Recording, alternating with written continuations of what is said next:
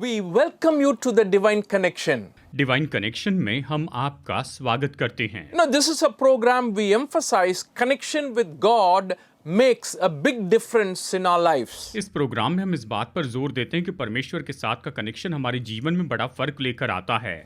God wants to connect with Him. परमेश्वर चाहते हैं कि हम उसके साथ में जुड़े रहें। And that's why He sent His Son Jesus Christ into this world, and whoever had a relationship with Jesus have gone through a great change and transformation in their lives. और इसलिए तो परमेश्वर ने अपने पुत्र प्रभु यीशु मसीह को इस संसार में भेजा है, और जो कोई यीशु के साथ में संबंध रखता है उसके जीवन में वो बदलाव में से होकर जाता है।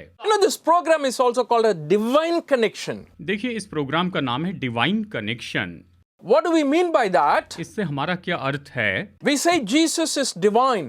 हम ये कहते हैं कि यीशु ही परमेश्वर हैं। He is God and you can connect with Him. वो परमेश्वर हैं और आप उनके साथ जुड़ सकते हैं। And He loves you. He has the power to help you. वो आपसे प्रेम करते हैं और उसमें इतनी सामर्थ्य है कि वो आपकी मदद कर सकें।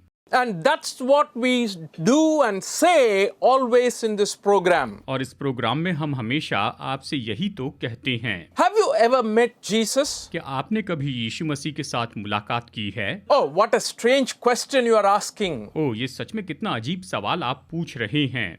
But I want to tell you, if you think you can meet Jesus or you could have met Jesus only if you had lived 2000 years ago, that's wrong.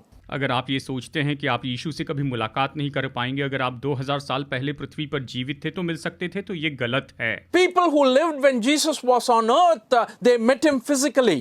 जब यीशु इस पृथ्वी पर थे उस समय के लोग शारीरिक रूप में यीशु से मिलते थे। There are a lot of people who met Jesus when He was living on this earth, and their lives were transformed. यीशु जब इस पृथ्वी पर शारीरिक रूप में जीवित थे तब बहुत से लोगों ने उनसे मुलाकात की और उनका जीवन बदल गया। And you may think that it is better that I talk to Jesus and meet with Jesus. आप ये सोचेंगे कि शायद यीशु से मुलाकात करके उससे बातें करना मेरे लिए अच्छा होगा। Friends, I want to tell you that is possible today. मेरे दोस्तों, मैं बताना चाहता हूँ आज ये संभव है। This Jesus speaks to us, this God speaks to us today through His word. यही यीशु, यही परमेश्वर आज अपने वचन के द्वारा हमसे बातें करते हैं।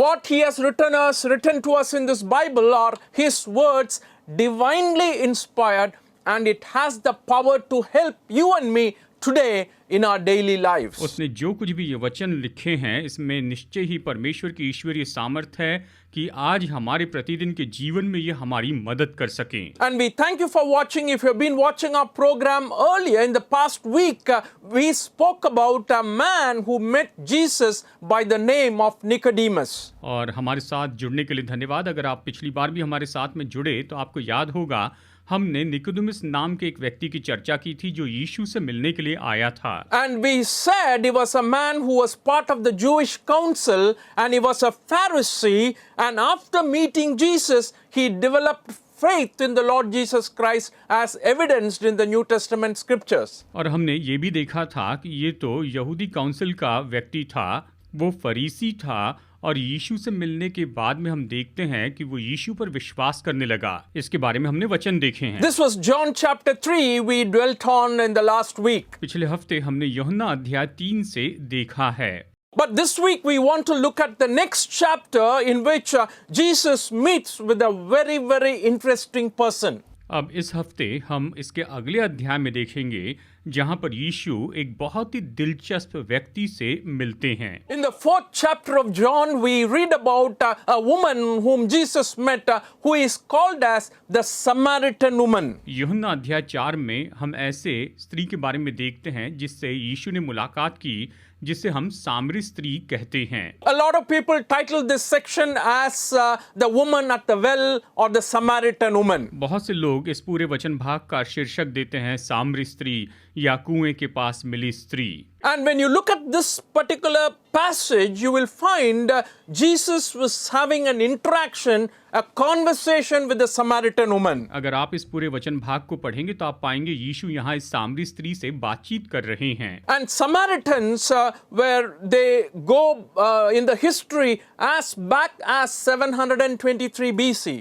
और सामरियों का जो इतिहास है अगर हम देखें तो ये 700 ईस्वी सन पूर्व के समय से इन सामरियों का इतिहास है। That was when a king from Assyria came and captured the Jewish people into captivity. अब ये उस समय की बात है जब अशूर का राजा यहाँ पर यरूशलेम में आया, उसने यहूदियों को बंदी बनाया था। After he took the Jewish people away, he made many of the nations, different nations, people to come and stay in Samaria. और उसके बाद में उसने क्या किया कि उसने बहुत से देशों के लोगों को वहां पर सामरिया में आकर रहने दिया था। So some of the Jews were here and they mixed, and that is when the people in Samaria were kind of a mixed Jews and Gentiles group. और कुछ लोग वहां पर आकर रहने लगे, और इसके कारण क्या हुआ, जो सामरी के जो लोग थे वो तो यहूदी और अन्य जाति इन दोनों लोगों के मिक्स हो गए, यानी ये दोनों लोग वहां पर रहने लगे। And the Jewish people were very much concerned about maintaining their race pure and holy. और यहूदी लोग तो अपने वंश को बिल्कुल शुद्ध और पवित्र रखने में बहुत जोर दिया करते थे, वो इस बात पर बहुत ध्यान दिया करते थे। So on the long run, when they tried to meet with the Samaritans, they did not like these people, and they did not even like the place Samaria, and started a hatred between both of them, Samaritans and the Jews. ऐसा हुआ आगे जाकर कि यहूदी लोगों को ये सामरी लोग पसंद आने नहीं लगे और वो उनसे नफरत करने लगे, और यहाँ तक कि एक समय ऐसा आया कि यहूदी लोग सामरी लोगों से पूरी तरह से दूर रहने लग गए थे। If you look at the map of Palestine, on the top you find Galilee. अगर आप पैलेस्टाइन के इस नक्शे को देखें तो सबसे ऊपर आप पाएंगे यहाँ पर गलील है। At the bottom you find, Judea, very close to the Dead Sea. और नीचे आप देखेंगे कि यहाँ पर यहूदिया है जो कि मृत समुंदर के बहुत ही करीब में है। And when the Jews wanted to travel to Galilee, और जब भी यहूदी लोग गलील में यात्रा करना चाहते थे, वहां पर जाना चाहते थे, they did not want to cross through Samaria. They would rather go round about Jordan and move to Galilee. वो तो सामरिया में से होकर जाना नहीं चाहते थे, वो तो यर्दन का चक्कर लगाकर वहां पर ऊपर गलील में जाना चाहते थे। Why I am giving these details is simply to understand, with such a hatred and animosity that existed between Samaritans and the Jews, Jesus, who was a Jew, goes through Samaria and meets this woman and brings her to faith. अब मैं ये सब इसीलिए बता रहा हूँ कि जबकि यहूदियों और सामरियों के बीच में यहाँ पर इतना मतभेद था, इतनी क्रूरता थी, इतनी दुश्मनी थी, लेकिन फिर भी यीशु सामरिया में से होकर जाते हैं, स्त्री से मुलाकात करते हैं और उसे विश्वास में लाते हैं। If you read the 4th chapter, you find as Jesus entered into the town called Sychar, आप जैसे यूहन्ना अध्याय 4 में पढ़ेंगे तो आप पाएंगे कि यीशु जैसे सामरिया के सुखार में गए, इस तरह कहता है। and there was Jacob's well. और वहां पर याकूब का कुआं था। He sat down there, and there was a woman who came to draw water when it was the 6th hour of the day. तो यीशु उस याकूब के कुएं के पास ऐसे बैठ गए और दिन के 6 घंटे के आसपास ये स्त्री वहां आई। When you say 6th hour of the day, it actually means mid 12 noon. और जब हम दिन के 6 घंटे कहते हैं, इसका मतलब दोपहर 12 बजे। According to our time, that is 12 noon she came to draw water. हमारे समय के अनुसार देखा जाए तो दोपहर में 12 बजे वो वहां पर पानी भरने के लिए आई थी। Usually around that time nobody comes. सामान्य रूप में देखा जाए तो उस समय कोई भी पानी भरने के लिए नहीं आता है। I'm sure you are probably aware, people usually come in the morning or in the evening to draw water. आप इस बात को जानते ही होंगे कि लोग आमतौर पर सुबह या फिर शाम को पानी भरने के लिए कुएं पर जाते थे। But this woman came to draw water in the middle of the day, and because probably she did not want anybody to know or even talk to her. और ये स्त्री यहाँ पर दिन दोपहरी में पानी भरने के लिए आई थी। शायद वो ये चाहती थी कि किसी को इस बात का पता ना चले और कोई भी उसे देख न पाए। And Jesus was there, and he went straight to that woman and asked her, "Give me some water to drink." यीशु वहाँ पर थे और सीधा वो स्त्री के पास में गए और उससे कहा कि मुझे पीने के लिए थोड़ा पानी दे। What an interesting thing that is. In our culture, anybody who comes home, water is the first thing we offer. देखिए, ये बहुत ही दिलचस्प है। हमारे रीति रिवाज में अगर कोई भी घर में आता है तो हम उसे सबसे पहले पानी देते हैं। Actually, here, perhaps Jesus was thirsty and he asked for some water. शायद यहाँ पर यीशु को प्यास लगी होगी और उसने उससे पानी मांगा। He already sent his disciples to buy some food. उसने अपने चेलों को कुछ भोजन वस्तु खरीदने के लिए पहले ही भेज दिया था। So the Lord, with hunger and thirst, probably waiting there and waiting for the disciples to come with some food. और इसलिए प्रभु वहाँ पर भूखे और प्यासे बैठे होंगे और राह देख रहे होंगे कि चेले भोजन वस्तु लेकर And आए। at this time, this conversation develops between Jesus and this Samaritan woman. और इसी समय इस सामरी स्त्री और यीशु के बीच में यहाँ पर बातचीत शुरू होती है। Dear friends, what we understand about Jesus in this section is Jesus was willing to cross all the barriers that is happening because of social status and expressed himself to this woman. इस वचन भाग में हम इस बात को समझ सकते हैं कि सारी रुकावटों को पार करके यीशु यहाँ स्त्री तक पहुँचना चाहते थे। She was someone who was rejected by people. वो तो ऐसी स्त्री थी जिसका लोगों ने इनकार किया था। She was someone whom not many people were interested in. वो तो ऐसी स्त्री थी जिसमें ज्यादा लोग दिलचस्पी नहीं लेते थे। But I want to tell you, the God who spoke to her, Lord Jesus Christ, does not show favoritism based on where you belong and how you were born. मैं आपको यही बताना चाहता हूँ कि ये प्रभु यीशु मसीह कभी पक्षपात नहीं करते हैं। आप कहाँ से हैं, आप कहाँ के हैं, इन बातों में वो दिलचस्पी नहीं लेते हैं। The Bible very clearly says the God we believe in does not show favoritism. Bible स्पष्ट बताती है जिस परमेश्वर पर हम विश्वास करते हैं वो पक्षपात नहीं करते। Jesus came into this world for all people. यीशु इस संसार में सभी मानव जाति के लिए आए थे। Mankind can divide them based on their wealth, education and positions and authority. मनुष्य जाति तो अपने आप को उनकी धन दौलत अधिकार और इन सारी बातों से बांट देती है। But Jesus looks at the people and he knows what they are going through and he is willing to connect with them. लेकिन यीशु लोगों को देखकर जानते हैं कि वो किन बातों से होकर जा रहे हैं और वो उनके साथ जुड़ने के लिए तैयार हैं। He knows that all of them have or possess the image of God in them. वो ये जानते हैं कि हम सभी में परमेश्वर का स्वरूप बना है। This woman was a Samaritan woman. और ये जो स्त्री थी ये तो सामरी स्त्री थी। And many Jews or most of the Jews do not like Samaritans. और बहुत से यहूदी तो सामरी लोगों को पसंद नहीं करते थे।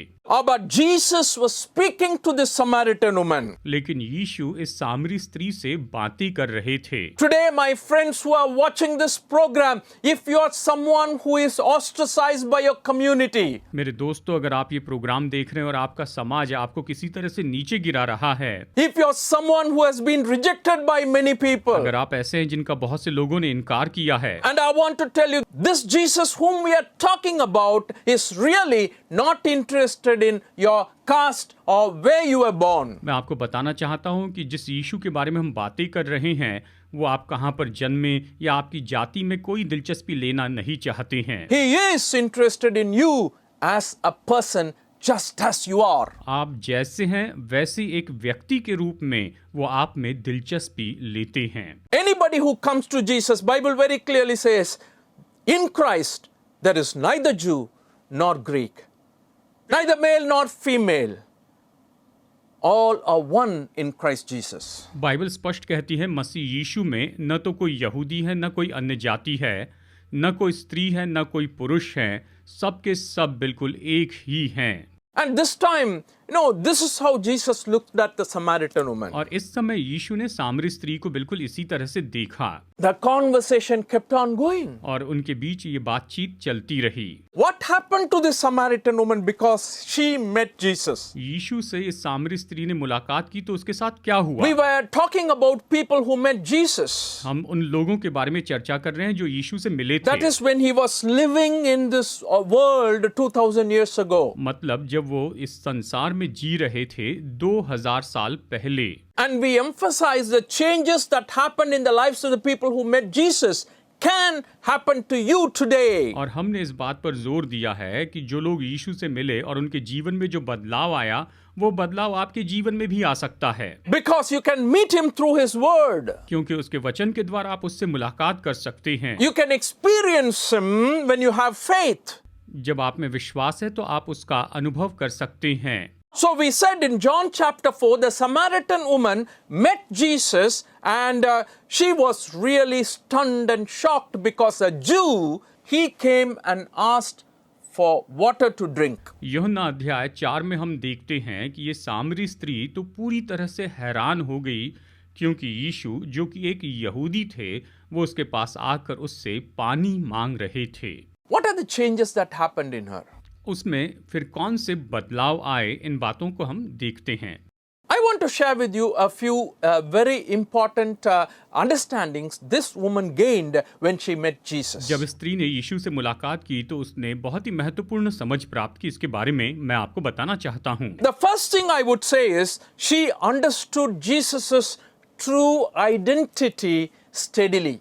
सबसे पहले मैं यही बात कहना चाहता हूँ कि उसने बड़ी स्थिरता से यीशु की सच्ची पहचान को जान लिया। And when you look at the different verses in that chapter, you will find one by one, gradually, the understanding about Jesus Christ started developing and improved, and finally, she realized that He is the Messiah. अगर आप इस अध्याय को ध्यान से पढ़ते हैं तो आप पाएंगे कि एक एक करके वो यीशु के बारे में यहाँ पर जानकारी प्राप्त करने लगी और उसने मसीहा को पहचान लिया। In the 9th verse, if you read, as a Jew, he asked for water to drink, and therefore she looked at him as merely a Jewish man asking me for water. वचन 9 में हम देखते हैं कि यीशु ने यहूदी होकर उससे पानी मांगा तो स्त्री ने इस तरह से उसे देखा कि एक यहूदी उससे पानी मांग रहा है। And when Jesus said, if you know who has been asking water, you would have asked water from him. He would have given you living water. When he gave that answer, she asked this question in the 12th verse, are you greater than our father Jacob who gave us this well? और यीशु ने उससे ये कहा कि यदि तू जानती कि वो कौन है जो तुझसे कहता है मुझे पानी पिला, तो तू उससे मांगती और वो तुझे जीवन का जल देता। वचन 12 में स्त्री ने कहा, क्या तू हमारे पिता याकूब से बड़ा है? इस तरह से ये स्त्री यीशु से पूछती है। So just merely understanding Jesus as a Jew, she developed herself into understanding him as somebody who is bigger and greater than Jacob, and she's questioning that. अब देखिए वो यहाँ पर केवल यीशु को एक यहूदी समझने से बढ़कर इस तरह समझने लगती है कि ये तो याकूब से कोई बड़ा है और वो इसके बारे में उससे सवाल पूछती है। Jesus moves into the next step by saying, go, bring your husband. तब यीशु एक और कदम आगे बढ़ाकर उससे कहते हैं कि जा अपने पति को लेकर आ। And she says, I have no husband. उसने कहा मेरा कोई पति नहीं है। And Jesus revealed her life completely by saying, you have had 5 husbands and the one whom you're with right now is not your husband. और यीशु ने उससे कहा तू ठीक कहती है, मैं बिना पति की हूँ क्योंकि तू 5 पति कर चुकी है और जिसके पास तू अब है वो तेरा पति नहीं। And based on that, in the 19th verse, she recognized Jesus to be a prophet. अब इसके आधार पर वचन 19 में हम देखते हैं कि वो उसे एक भविष्यवक्ता के रूप में पहचानती है। And when you continue to follow the section in the 25th verse of the 4th chapter, you find, I know Christ is going to come, or Messiah is going to come. Who Jesus is, that is what she is trying to identify, that she is the Messiah. अब देखिए आगे वचन 25 में आप पढ़े तो वो स्त्री कहती है मैं जानती हूँ कि मसीह जो ख्रिस्त कहलाता है आने वाला है, और इस तरह से वो यीशु को मसीहा के रूप में जानती है। Friends, what a great understanding that has developed in her life in this conversation she had with Jesus. देखिए दोस्तों, यीशु के साथ बातचीत करते समय उसके जीवन में कितनी बड़ी समझ उसने प्राप्त की। I want to encourage you today so that we too may have or can have such an understanding as we know the Lord better, as we relate with Him better. Your understanding of Jesus can change and it can develop, it can improve like this Samaritan woman. और मैं आपको प्रोत्साहित करता हूँ कि जैसे आप यीशु को बेहतर रूप में जानते हैं, बेहतर रूप में समझते हैं, आप भी इस सामरी स्त्री के जैसे उसे जानकर पूरी तरह से बदल सकते हैं। I know there are a lot of people who have misunderstandings about Jesus and the Christian faith. मैं जानता हूँ बहुत से लोग यीशु मसीह और मसीह विश्वास के बारे में गलत समझ रखते हैं, And a lot of the people have questions about Jesus. और बहुत से लोगों के मन में यीशु के बारे में सवाल हैं। Friends, I don't want you to stop with those questions. मैं नहीं चाहता दोस्तों आप उन सवालों के साथ रुक I जाएं। want you to look into the scripture. मैं चाहता हूँ वचनों में देखें Who this Jesus कि is. ये यीशु कौन है, Try to understand इसे him. समझने की कोशिश Try करें, to talk to his उसके people. लोगों से बातचीत करने की कोशिश करें, And definitely he will reveal his identity to you. और निश्चय ही वो अपनी पहचान आप पर प्रकट करेंगे। Therefore, you can very clearly see a steady understanding or a progress in understanding of the Jesus. That is what this woman experienced. और इसी तरह से आप बहुत ही स्थिर रूप में यीशु के बारे में यहाँ पर समझ को पाएंगे। ये स्त्री ने यीशु को ऐसे ही समझा। He is someone, or this God is someone who wants to show himself to you. ये तो ऐसे हैं, ये परमेश्वर ऐसे हैं जो खुद को आप पर प्रकट करना चाहते हैं। He is not just the God of Christians, as many people think. और ये तो केवल ईसाइयों के परमेश्वर नहीं है, जैसे कि बहुत से लोग सोचते हैं। He is the God of all people. वो तो सभी मनुष्यों के परमेश्वर हैं। His birth, he said very clearly, good news for all people is the thing Jesus' birth brought into this world. और उसके जन्म के समय में इस तरह से कहा गया, ये तो सभी लोगों के लिए खुशखबर है जो उसके जन्म से आई है। What a wonderful understanding this woman developed, Samaritan woman. It's important to note. देखिए इस सामरी स्त्री ने कितनी अद्भुत समझ प्राप्त की, ये जानना बहुत महत्वपूर्ण है। And let's move to the second understanding she had. She understood her needs clearly by meeting Jesus. चलिए उसकी अगली जरूरत के बारे में यहाँ पर देखते हैं। उसने यीशु से मिलने के बाद अपनी जरूरत को पहचान लिया। What does she need? उसे क्या जरूरत थी? Jesus exposed her problems. यीशु ने उसकी सारी समस्याओं को उसको बता दिया था। And in the conversation, you would find Jesus is telling her, you probably need not just this water, you will need living water. और इस बातचीत के दौरान यीशु ने उससे कहा कि केवल तुझे पीने के लिए यही जल नहीं चाहिए, तुझे जीवन का जल भी चाहिए। She is morally a failure in the eyes of people. Therefore, she needs the one who can save her. लोगों की दृष्टि में वो तो नैतिक रीति से असफल हो गई थी और इसलिए उसे उद्धारक की जरूरत थी। And she also was conscious of the Messiah and the Christ they were expecting, and she needed him. वो तो मसीहा के बारे में सचेत थी, वो उसकी अपेक्षा कर रही थी, उसे उसकी जरूरत थी। Maybe let's read verses 10 to 15 in the 4th chapter of John. आइए यूहन्ना अध्याय 4 वचन 10 से 15 तक पढ़ते हैं। Jesus answered her, if you knew the gift of God and who it is that asks you for a drink, you would have asked him and he would have given you living water. Sir, the woman said, you have nothing to draw with and the well is deep. Where can you get this living water? Are you greater than our father Jacob, who gave us the well and drank from it himself, as did also his sons and his livestock? Jesus answered, everyone who drinks this water will be thirsty again. But whoever drinks the water I give them will never thirst. Indeed, the water I give them will become in them a spring of water welling up to eternal life. The woman said to him, Sir, give me this water so that I won't get thirsty and have to keep coming here to draw water. यूहन्ना 4 10 से 15 यीशु ने उत्तर दिया, यदि तू परमेश्वर के वरदान को जानती और ये भी जानती कि वो कौन है जो तुझसे कहता है मुझे पानी पिला, तो तू उससे मांगती और वो तुझे जीवन का जल देता। स्त्री ने उससे कहा, हे प्रभु, तेरे पास जल भरने को तो कुछ है भी नहीं और कुआं गहरा है, तो फिर वो जीवन का जल तेरे पास कहाँ से आया? क्या तू हमारे पिता याकूब से बड़ा है जिसने हमें ये कुआं दिया और आप ही अपनी संतान और अपने पशुओं समेत इसमें से पिया? यीशु ने उसको उत्तर दिया, जो कोई ये जल पिएगा वो फिर प्यासा होगा, परंतु जो कोई उस जल में से पिएगा जो मैं उसे दूंगा वो फिर अनंत काल तक प्यासा ना होगा, वरन जो जल मैं उसे दूंगा वो उनमें एक सोता बन जाएगा जो अनंत जीवन के लिए उमड़ता रहेगा। स्त्री ने उससे कहा, हे प्रभु, वो जल मुझे दे ताकि मैं प्यासी न हूं और न जल भरने को इतनी दूर आऊं। A lot of important theology and the understanding of Jesus is there in this passage. अब इस वचन भाग में बहुत ही महत्वपूर्ण थियोलॉजी है और यहाँ पर समझने वाली बहुत सी बातें हैं। And Jesus says that he is the living water and he can offer the living water to the people. और यीशु ने कहा कि वो जीवन का जल है और वो लोगों को जीवन का जल दे सकते हैं। Initially she did not understand what is this living water. शुरू में तो वो नहीं समझ पाई कि ये जीवन का जल क्या है।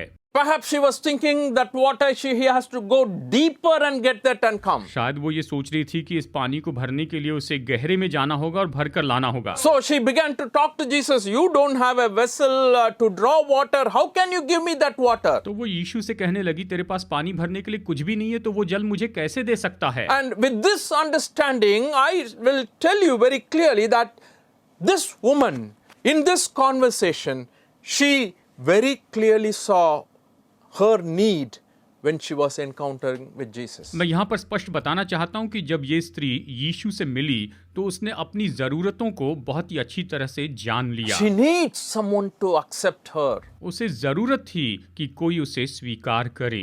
She knew she has spoiled her life in many ways. वो जानती थी कि उसने बहुत से तरीकों से अपने जीवन को बर्बाद किया है। She knew she was rejected by a lot of people. वो जानती थी कि बहुत से लोगों ने उसका इनकार किया है। But Jesus was with her, close to her, talking to her and expressing his love for her. लेकिन यीशु वहां पर थे, उसके करीब थे और वो अपना प्रेम उस पर प्रकट कर रहे थे। And that's the kind of Jesus we have, dear friends. और प्यारे दोस्तों, हमारे पास यही यीशु है। And finally, I want to leave with you this thought. और आखिर में मैं आपको ये विचार बताना चाहता हूँ। She professed to the people about her meeting with Jesus. यीशु से मुलाकात के बारे में उसने जाकर गांव में, अपने गांव में सभी लोगों को बताया था। Oh, how can she keep quiet? वो कैसे चुप बैठ सकती थी? She was running, वो भाग रही थी, going and telling the people in the village, I have met someone who told everything about me. You please come and see if he is the Christ. उसने जाकर बताया कि मैं ऐसे व्यक्ति से मुलाकात कर चुकी हूं जिसने मेरे बारे में सब कुछ बताया, तुम आकर देखो क्या वही मसीहा है। And you can read about that in verses 28 to 30. Because of time, I'm not reading that section, but that section very clearly says, those people from the village came and they saw Jesus.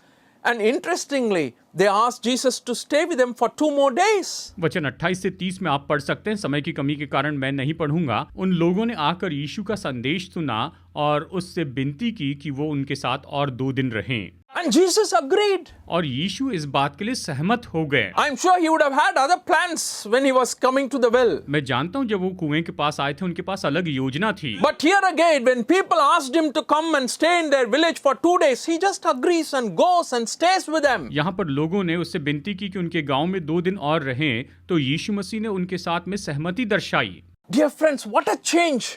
Not just to the Samaritan woman, the entire village experienced and believed that Jesus Christ was the Messiah. प्यारे दोस्तों, कितना बड़ा बदलाव केवल सामरी स्त्री नहीं लेकिन उस गांव ने पूरी तरह से यीशु को स्वीकार किया। I want to tell you, this God I am presenting to you today is a God who is very, very different. मैं आपको बताना चाहता हूँ जिस परमेश्वर के बारे में आपको बता रहा हूँ वो बहुत ही अलग है। He's a different person. वो तो पूरी तरह से बिल्कुल अलग व्यक्ति हैं।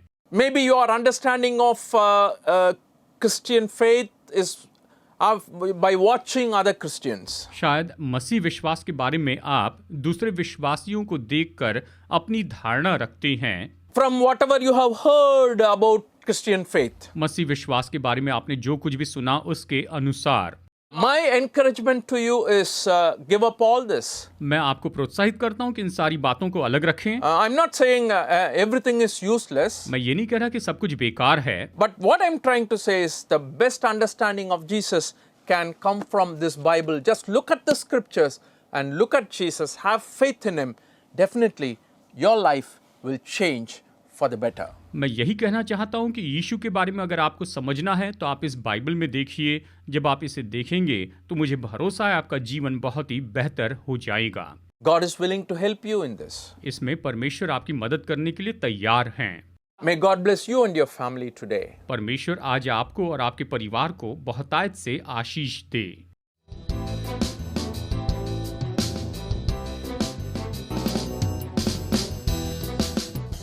Study the Word of God in a private and personal way through our online study website. Contact number